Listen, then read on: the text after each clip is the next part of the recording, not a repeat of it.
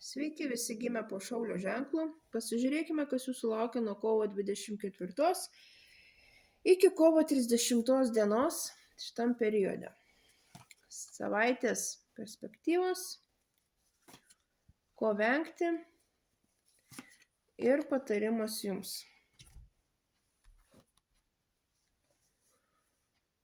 Šią savaitę panašu, kad ieškosite žinių, galbūt patys eisit mokytis, galbūt rūpinsitės savo vaikų išsilavinimu, galbūt ieškosit korepetitorių ar žmogaus, kuris gali suteikti jum reikalingą informaciją.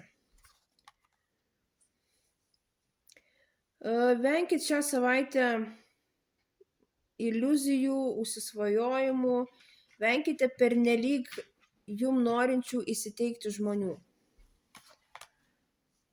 Patarimas jums.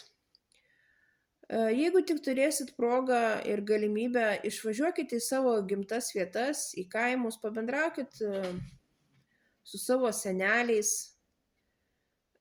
Tiesiog nuotaika bus labai gera, tokia gal šiek tiek nostalgiška, norėsis pagyventi savo kažkokiuose labai maloniuose prisiminimuose.